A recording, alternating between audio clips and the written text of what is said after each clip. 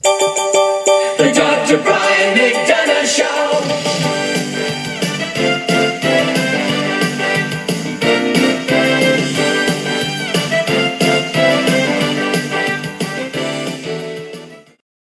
Hello and welcome to the Dr. Bryant McDonough Show. My guest today is Mike Sielski.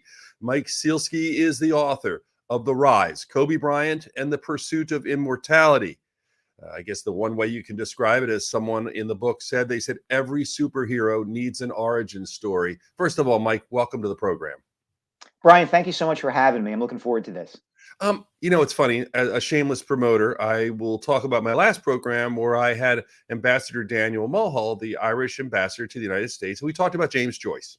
And it's really interesting when I compare James Joyce to your book. And the interesting thing is this. James Joyce has been quoted as saying, I wanted to write a book that would really confuse people, because if it confused people, had people talking about it, it's the greatest way I can get a sense of immortality. And I look at this book and I think of everything Kobe Bryant did and what you're talking about in a different form. 100 years later, he was searching for immortality. Tell me a little bit about what it was about him that sparked that as a young boy. Well, I think part of it was just inherently in him. I'm getting asked a lot about this book and Kobe in particular. And the first question I get asked a lot is, with Kobe, was it nature or was it nurture?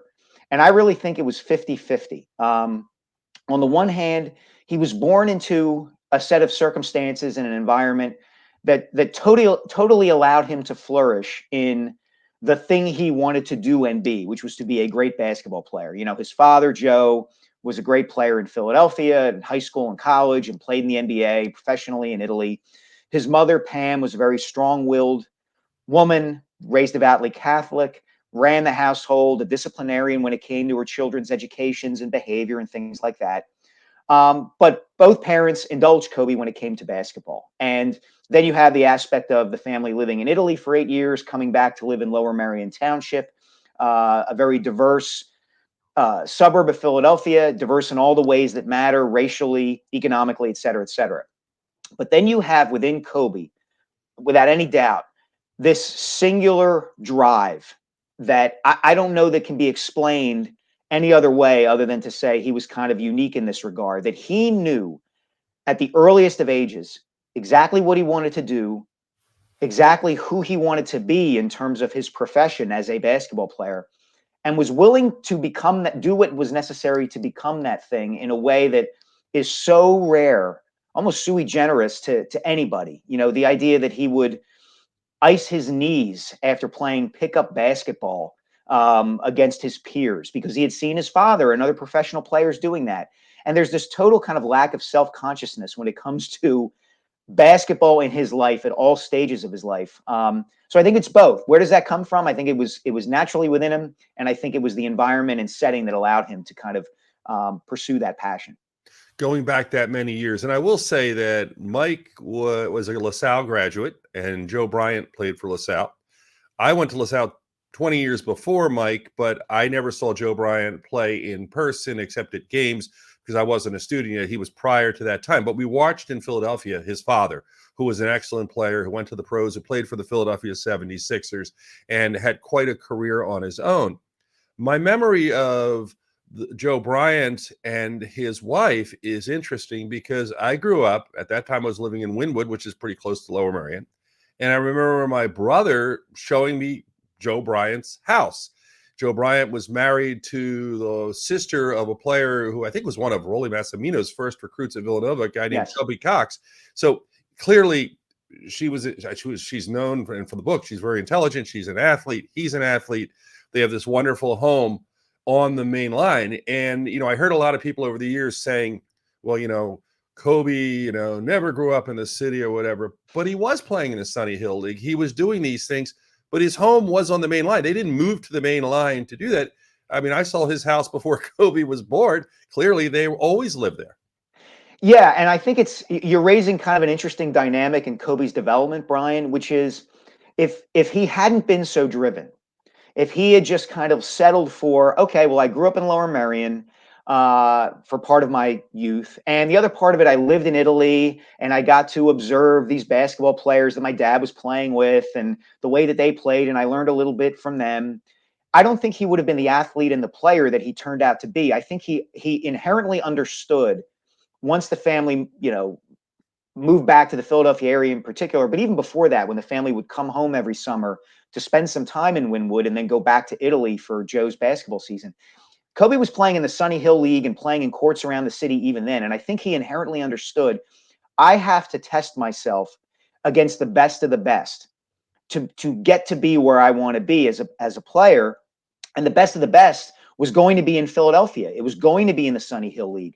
There's an anecdote in the book, which, I can't take credit for. Other people have reported it, but he played one summer in the Sunny Hill League when he was 11 or 12 years old and didn't score a single point.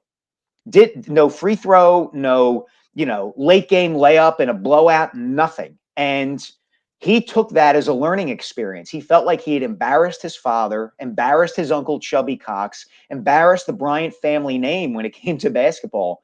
And it made him more resolute and determined to come back and keep testing himself against those kinds of players. And he turned out to be better than all of them because he tested himself against them at such a young age. For those who are not major sports fans, you probably know this anyway, but it's about 2 years ago, almost to the day, where Kobe Bryant died in a helicopter crash with his daughter Gianna and others.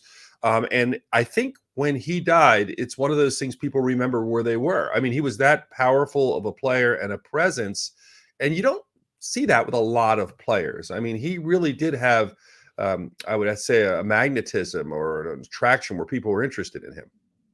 I agree completely. And I think there's a couple reasons for that, Brian, that it was more than just, hey, a famous person died young. There was something about Kobe. Kobe had softened in his later years. I mean, let's be honest here. He was not the easiest guy to play with. He could be hard on teammates.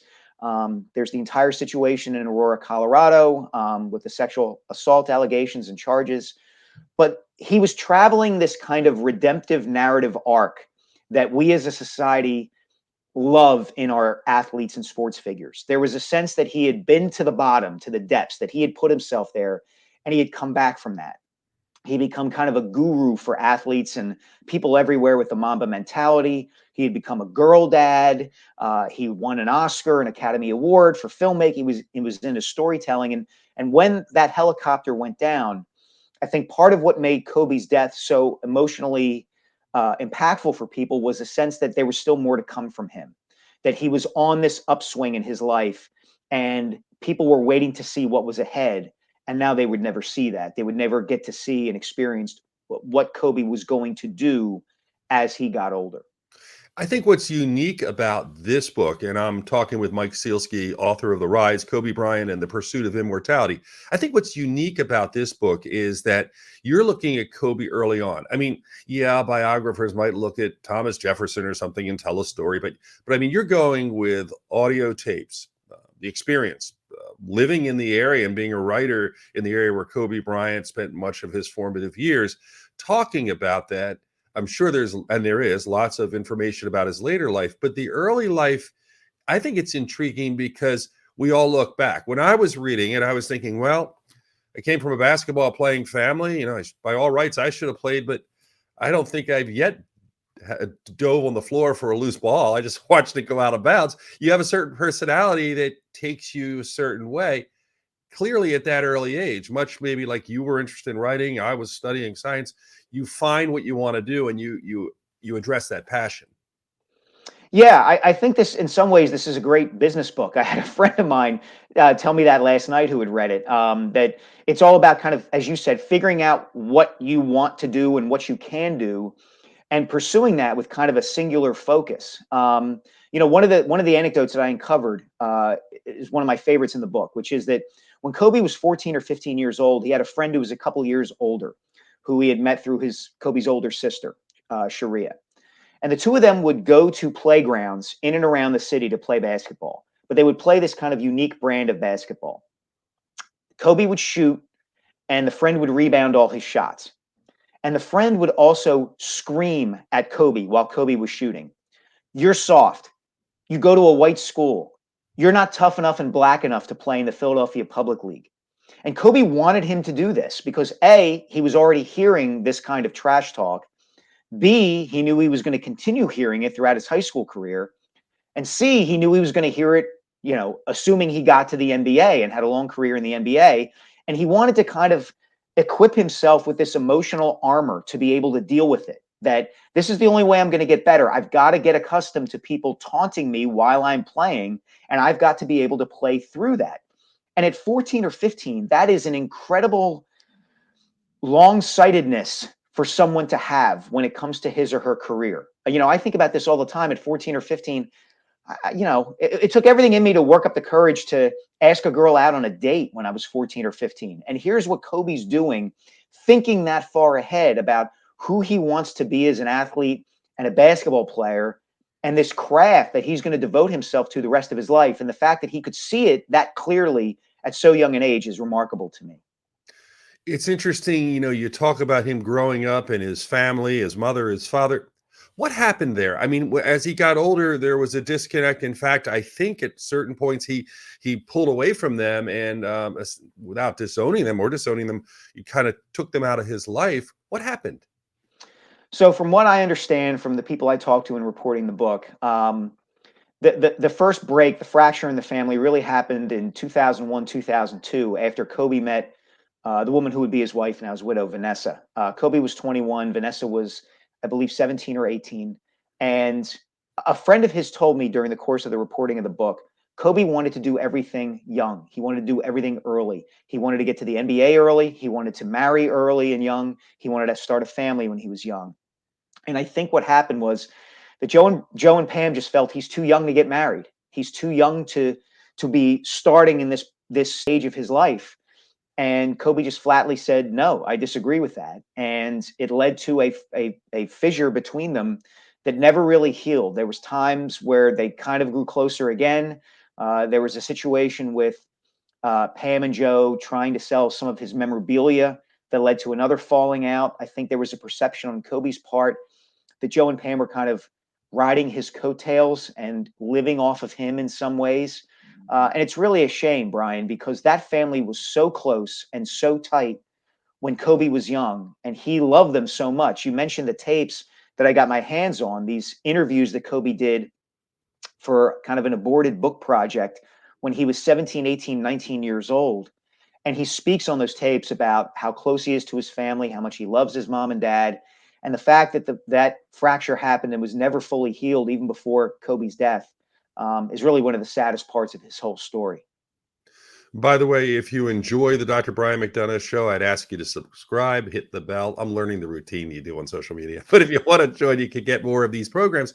Going back, I remember, again, you would hear things about Kobe Bryant. You would hear that he might play basketball at LaSalle, that was where he was going to go. And then I heard he might go to Duke, but being a LaSalle grad, I was like really excited. Was that ever close to happening? I know his father was an assistant coach at that time at the school. It was fairly close to happening when Kobe was a sophomore and junior. He very much considered going to LaSalle, in part because Joe was kind of working behind the scenes and other people were working behind the scenes to kind of grease the skids to get him to go there. Joe thought that if the program, fell off in terms of its performance, the alumni would clamor to fire the coach, Speedy Morris, and then they would hire Joe.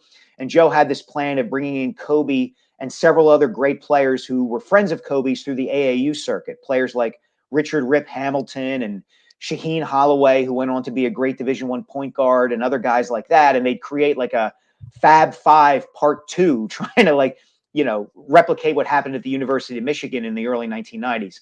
That went out the window once Kobe got to the summer of 1995. During that summer, he was scrimmaging and playing pickup against NBA players. John Lucas, who was the Sixers coach at the time, invited him to these workouts. And Kobe was playing against Jerry Stackhouse and Rick Mahorn and Sean Bradley and all these other guys. And he's going toe-to-toe with them and then some. And so by then, he's too big for LaSalle. If he's going to go to college, he's going to go to Duke. But even that is kind of out the window because he has seen that he can hold his own against NBA players. And he realizes, you know what? I don't need to go to college. He could have gone to Duke with his academics and his intelligence. He could have gone to Duke without playing basketball and just been in, aeronautical engineer if he wanted to. But he said, you know what?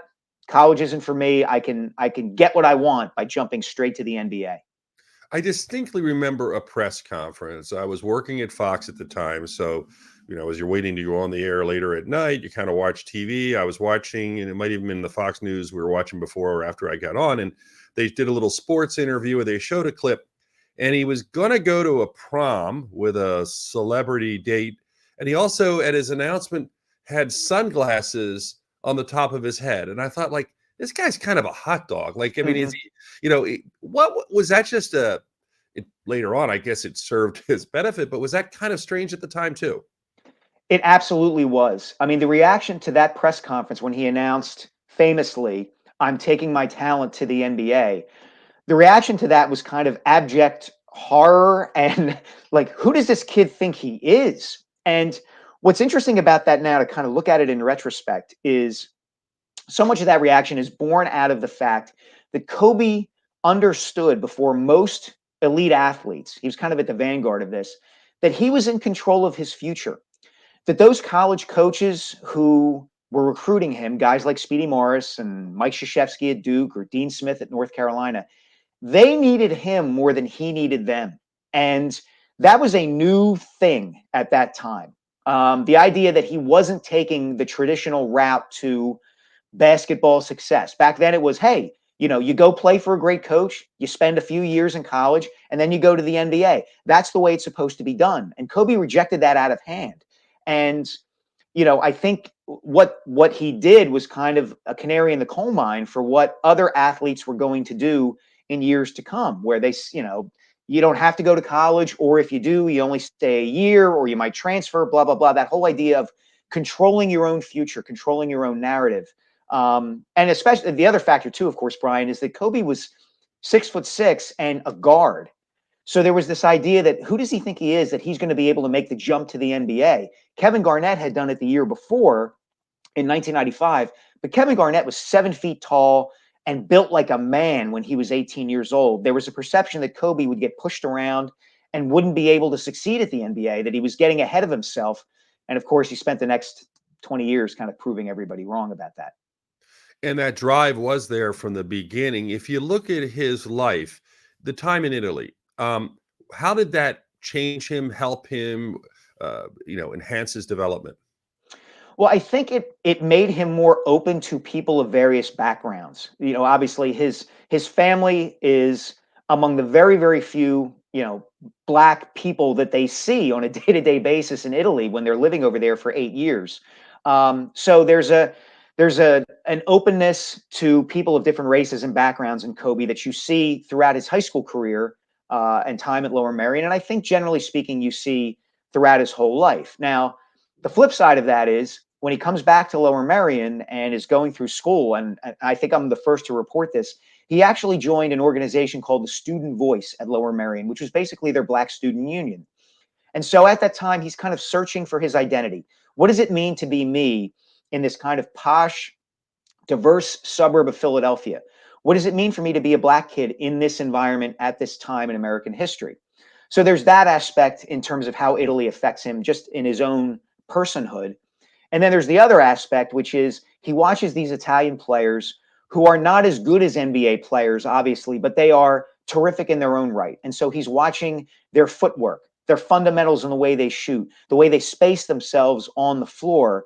And it gives him kind of an advanced knowledge of how to play basketball that he brings back with him to the United States. I mean, you ask anybody who's an expert in basketball about Kobe Bryant, and they will say he had the greatest footwork of any perimeter player in NBA history. He could position himself to get a shot off at any spot on the floor.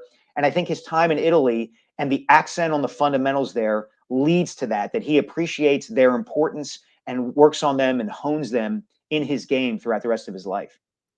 You're watching the Dr. Brian McDonough Show. My guest is Mike Sielski. He's the author of The Rise, Kobe Bryant and the Pursuit of Immortality. You can get this book anywhere online. It's part of my research. I was going through not only what you had written, but also videos and clips. You get into these wormholes where you're just like watching everything about Kobe Bryant. And there's this one thing I saw where like a player is like looks like he's going to throw a ball in Kobe's face, and he doesn't even flinch. Yeah. I mean, that tells you something. I mean, that's got to be something deep inside, because most people would flinch. Yeah, that's the Mamba mentality, right? That's that feeling of being 10 feet tall and bulletproof at all times. And so in the moment that something like that, like Matt Barnes, I know exactly the player you're talking about. I think Matt Barnes was with the Orlando Magic. He was kind of a mercurial player himself, the kind of guy who you wouldn't be totally surprised if he was inbounding a ball and he purposefully threw it in a guy's face. And yet Kobe is like stone. He just stands there and like, come on, man. And I don't know. One of the things in the book that I wanted to explore was to get a sense of kind of laying the groundwork for how Kobe would get to that point. And I think that comes back maybe to the anecdote I mentioned about having his friends scream all these things at him while he's playing and working out, that you just mentally and emotionally get to a place where nothing can touch you, that you're so locked into the moment at all times that nothing can distract you, nothing can pull you out of this kind of alert trance that you're in. And I think the moment you're talking about exemplifies that with respect to Kobe. Two things coming out of our discussion that really are ironic to me. The first, he wanted to do everything early, almost as if there might have been some preconceived notion he'd run out of time. And then second, the Mamba mentality, which you're bigger than life, nothing will get you. And he dies in this helicopter crash. I mean, those two things, it seems very ironic. I agree with you completely. The one of the things I did in the book is I purposefully did this. The opening chapter deals with the helicopter crash. And without spoiling the end of the book, the last chapter deals with a plane landing successfully. And I did that on purpose because I wanted to show I had those two tent poles as the narratives because I wanted to kind of flash back from the crash. I mean, it's something that's fresh at everybody's mind. And I kind of wanted to get that out of the way in a sense, but also because it kind of establishes Kobe's humanity right at the top of the book. As to your point about him being larger in life and having the Mamba mentality. The whole purpose of the book was to try to show Kobe in full. It's easy to think of him totally in the terms of greatness as a basketball player, the Mamba mentality, the indestructible nature, the indefatigable nature of him as an athlete. And I wanted to kind of take that away right off the top by dealing with his death immediately. And then the book kind of flashes back and takes you through the first 17, 18 years of his life. And that's one of the themes I wanted to explore in the book, was not just the perception of him as being indestructible is already there. I wanted to show A, how he got that perception, but also B, the reality of him as a flawed, human being. I didn't want this to be a pay on to Kobe. I wanted somebody to be able to read the book who was familiar with his entire life and say, okay, by reading about his first 17, 18 years of life, I get the full spectrum of who he was as a person and an athlete. I want to be respectful of your time, but I do want to address a little bit about his high school years when he was playing, because I've read some of your articles that you've posted online in the newspaper where you have talked about other athletes at Lower Merion and people there. And how was he accepted at Lower Merion? How did he blend in? Well, it took a little while. It took some adjusting because, he had not gone to school in the United States until he kind of falls out of the sky in the fall of 1991. And he's in eighth grade, and he plays baseball for his eighth grade team. It's not his favorite thing to do, but he does it. And then once he's in ninth grade in high school, that's a big transition for any kid. And here he is. He's one of the new kids. His sisters are in school with him. They would pass each other in the hallways and speak Italian, because that was the language they were most comfortable with, and because it allowed them to communicate without anybody else knowing what they were saying. He doesn't know what's cool. He doesn't know what kind of clothes to wear, or what kind of music everybody's listening to, or what TV shows everybody is watching.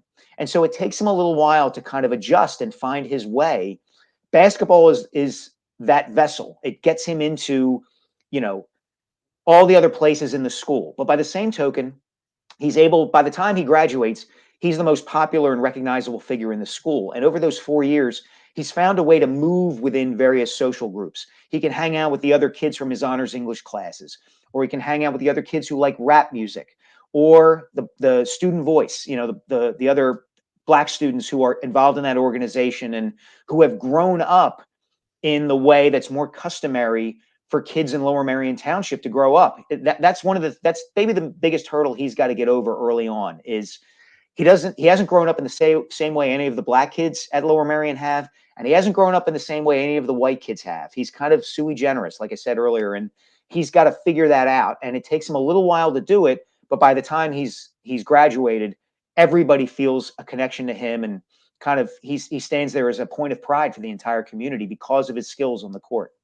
Two final questions, and one is, did that change, the transition from Italy to high school to being Black in Lower Merion, all of those things, did that help prepare him for being, essentially, except for Kevin Garnett, a unique person who was 18 years old playing for the Lakers in the NBA? I don't know how much it did. I think it could have, but he is so isolated in some ways his rookie year with the Lakers that it's hard for me to say that, oh, okay, because of the experience at Lower Merion and moving through all these social groups, he was able to negotiate the first year in the NBA better for that. You know, he's a 18-year-old kid among fully grown men. He's not going and hanging out with his teammates after games. In fact, as I detail in the last chapter, he's calling up his agent's assistant after games and going over to her apartment or townhouse and watching Mr. Bean on HBO with her. And he's sitting in her living room watching TV while she's having a dinner party for her friends. You know, she's a 28, 29-year-old woman, and she has all these friends over, and they're kind of like, what's the deal with this guy who's just sitting here watching TV? He isolates himself on the team bus and on the team plane. He's watching the movie The Ten Commandments over and over again, you know, kind of hearkening back to the way he was raised Catholic by his mom. So the adjustment was tough. Never mind what was happening on the basketball court, which was that because he was so convinced of his greatness, that he didn't look at himself stepping into the Lakers at age 18 as, oh, I'm going to help this team hopefully win a championship with Shaquille O'Neal and Nick Van Exel and Eddie Jones and all these great players. I should be the centerpiece of the team. He thinks that he should be out there shooting the ball every time he touches it. And he's angry at his first coach, Del Harris, because Harris keeps saying, you can't dribble the ball that much. Stop shooting that much. This isn't high school. Those moves that worked at Lower Merion aren't going to work here. And Kobe feels like he's being held back because he's 18 and his coach doesn't know what he's doing. The last question I wanted to ask was also kind of related to the Lakers, and that is, it's a Philadelphia story. Came from Philadelphia, 2001 NBA championship, and he made a famous comment, I'm going to rip your heart out, basically. And that also it was pretty fun to watch, but it raised a lot of anger towards him when he later was booed at the All-Star game.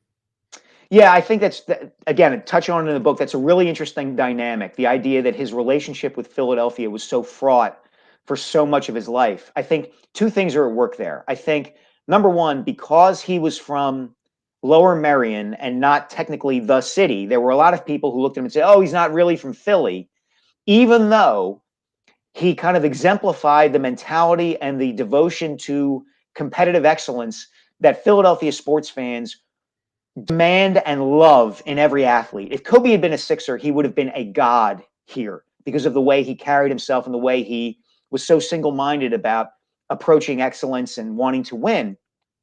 And I think the other aspect too is that Kobe always saw himself as kind of moving beyond Philadelphia. He wanted to play for the Lakers. He wanted to be the greatest player of all time. And if that took him somewhere else other than Philadelphia, so be it. And I think there's a natural kind of repulsion to that within certain quarters of the Philadelphia market, the idea that, like, you think you're better than us. You grew up here and you don't even acknowledge the city. You go out to LA, people ask you where you're from. You say you're from Lower Merion, and you wanted to be, you were always thought you were better than us. You know, and I think that kind of parochial thinking kind of played into the resentment that people in Philadelphia, a lot of people in Philadelphia, had for Kobe. I think the flip side of that is the people who knew him at Lower Merion cherished him for the rest of his life because they saw him as that kid who sat next to them in English class and led the basketball team to a state championship and was part of the community of Lower Merion, even while he was kind of apart from it at the same time. You've been listening to Mike Sielski, the author of The Rise, Kobe Bryant, and the Pursuit of Immortality. every superhero needs an origin story. The book is available now. I do have to ask you, have the Bryant family or anyone gotten in touch with you since the release of the book? No one has. I reached out to Joe and Pam Bryant and their family at the outset of the process. I wrote them a letter, sent them samples of my writing, asked them to participate and be agreed to be interviewed. I never heard back from them directly. I heard through intermediaries, other members of the family and friends. They're aware of the book, but they did not cooperate with me. And to be honest, Brian, I'm totally fine with that. As I said it in the afterword, it would be obscene for me to demand them to talk to me or to resent them for not talking to me. And as to my knowledge, they have not spoken publicly since Kobe's death, not to ESPN or Oprah or anything like that. So I think my attitude, just from a repertorial standpoint, would have been different if they had given an interview to someone and not to me. But the fact that they haven't spoken at all, you know, again, I completely understand it and would never, ever condemn them for it. One of the great things about social media is you don't have to live in Philadelphia or the Philadelphia area to read Mike Sielski. You can read him anywhere. I see at Mike Sielski is the way to follow you on Twitter. And I know you're very active on Twitter and put up a lot of your articles, a lot of sarcastic comments. I enjoyed yesterday where Tom Brady's retired, but then you said, I'm going to retire as well. It's funny comments that I think make a lot of fun for people when they're reading things. You know what? If they wanted us to take it seriously, Brian, they wouldn't have called it Twitter. It's just such a silly word. So that's what I do on social media. I post my articles and I make dumb dad jokes, and some people like the articles more than the jokes, and I understand why. Mike Sielski, thank you so much for taking the time and continued success. It's a great book. Brian, I enjoyed this from start to finish. Thank you so much.